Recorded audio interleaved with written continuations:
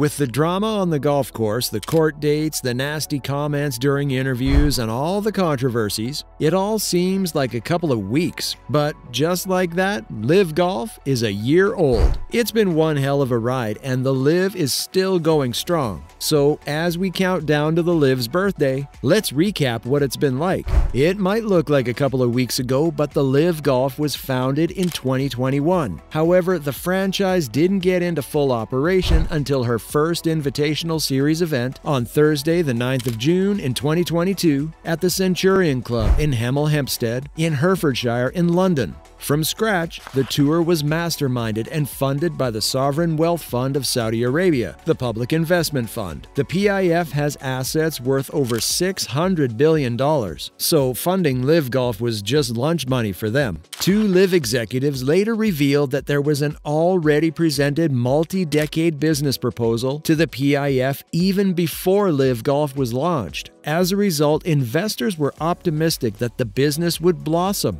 with time being the major factor. Of course, the LIV had plans to and is still working on having each team's corporate sponsors like other U.S. sports teams. This way, these corporate sponsors would generate financial benefits for the PIF and the individual teams and players, giving them a two-way advantage. But even without those sponsors, LIV Golf hit the ground running with more monetary incentives than a Las Vegas casino on a lucky streak. The first 8-tournament schedule, held in 2022, had a prize money of $255 million, as announced by the CEO of the league, Greg Norman. The no-cut 54-hole tournaments featured 48 players drafted into 12 teams, with 4 men on each team and shotgun starts. The first 7 events also had $20 million purses, with an additional $5 million split among the top 3 teams each week. But hey, who needs a 401k when you've got LIV Golf? And LIV Golf really hit the golf world with all they had, because that wasn't the end of the exclusive prizes they had to offer. As the team championship concluded, there was a scheduled $30 million on offer to the top 3 players and an additional $50 million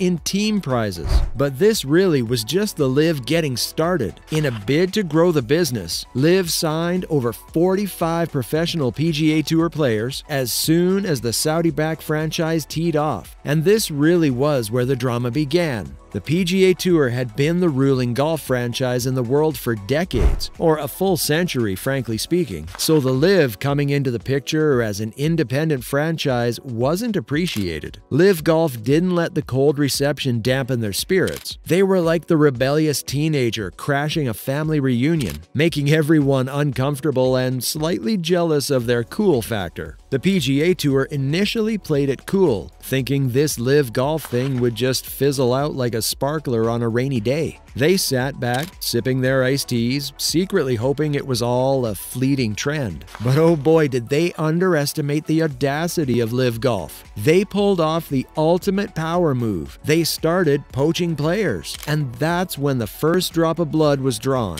The LIV Golf crew swooped in like a bunch of golfing vultures, snatching up players left and right. It was like a golfing version of the Hunger Games, and not just any players, but the very best, like Brooks Koepka, Bryson DeChambeau, Dustin Johnson, Patrick Reed, Phil Mickelson, and 42 others. And oh, these recruitments didn't come easy at all. In fact, it cost the LIV nothing less than $850 million to make these players trade their PGA Tour cards for something new. But once again, that's lunch money to the PIF as long as it gets them what they want. Despite being massively disregarded by the media because of their affiliation with Saudi Arabia, one thing you can't take from LIV Golf is how they've influenced many changes in the world of golf, even outside their own tour. For example, since the LIV increased the prize money for their golfers, other golf organizations have also worked on their payouts. Sure, it's a strategy to keep their players from joining the LIV rather than an act of evolution. The point is, the golfers who stay on their old tours are happy to make more money. LIV Golf has also had some in-house growth of its own over the past year, like the expansion of its venue choices. The LIV executives believe that certain venues will become home venues for individual teams. much like professional soccer, football, baseball, basketball, and other major sports. They plan on making those venues create a home atmosphere and an interest that will seep into the city's culture. And they're not just basing their program in the US, not at all. The LIV now has other venues in Mexico, Singapore, and Australia as part of their numerous venues for the active participation of fans worldwide.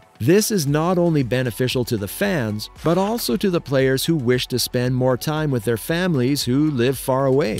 If you ask LIV CEO Greg Norman or any other executive, they'll tell you that one of the greatest achievements of the franchise so far is securing a mainstream broadcaster. Initially, broadcasting was only available on YouTube, their official pages, and website.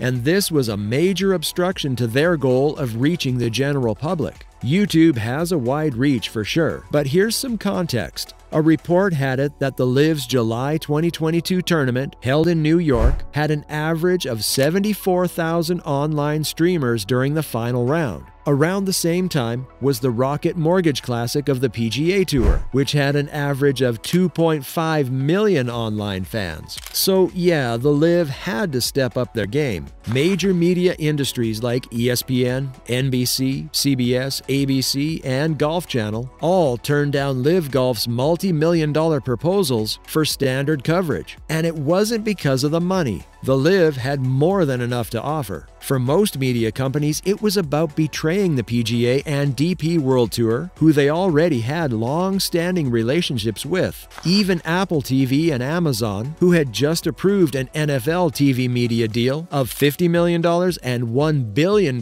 respectively, refused to work with LIV Golf due to controversies surrounding the golf series. This was one more due to the shady moral compass of the LIV's Saudi Arabian sponsors than anything else. Later, LIV came close to locking in a deal with FS1 for an estimated $7 million for 9 years of coverage, but this deal crashed in the final stages. But this didn't stop LIV Golf from trying other media outlets. And then finally, in January 2023, the breakthrough came. CW agreed to a multi-year broadcast deal worth about $16 million with LIV Golf. The Breakaway Tour became the network's first ever national sports broadcasting contract, excluding their previous affiliation with WWE for sports entertainment programming. On February 14, 2023, the network estimated that LIV Golf coverage would be carried in 100% of U.S. media markets. This deal is a massive win for LIV Golf, particularly with the fact that the CW has a reach of more than 120 million households across the United States.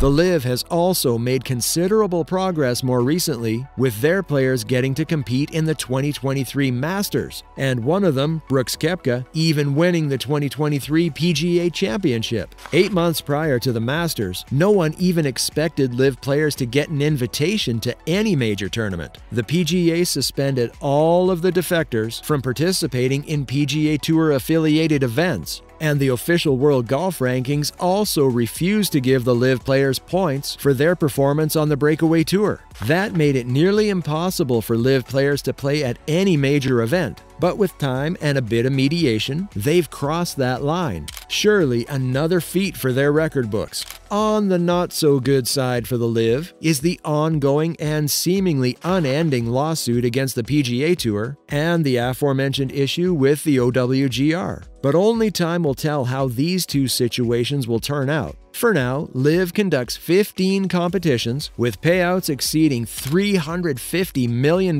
in individual and team prize money, while slowly establishing a team concept different from their former $225 million prize money for the long haul. The recent LIV Golf Adelaide event was viewed as the poster child for LIV's 2023 season, and it was a big success. The event had over 20,000 spectators on a smallish footprint at the Grange Golf Club and a $100 million economic impact. From the most recent analysis of the number of viewers, many fans were youths. LIV is currently taking a top-to-bottom approach to make golf more mainstream. And if it can accomplish that goal, then the belief is that more untapped markets could be unlocked, with the recent Adelaide and Singapore events being examples. If LIV Golf can make this much progress in its first year of existence, how much more in the years to come? Like the tour's executives have said, we're not going anywhere. We're not saying we're the answer. We think we've got some good attributes. We're not as cutting edge as we want to be yet. I think the opportunity is trial and error. Keep trying, keep making mistakes to try and grow the pie. Whatever side of the PGA LIV controversy you're on, one thing you can't deny is that the LIV has stood its ground longer than most people would have predicted. The breakaway tour has made some moves that just might revolutionize the world of golf. And since they don't look to be closing up anytime soon, we can only wish the tour a happy birthday and see what the future holds for LIV Golf, the PGA Tour, and world golf as a whole.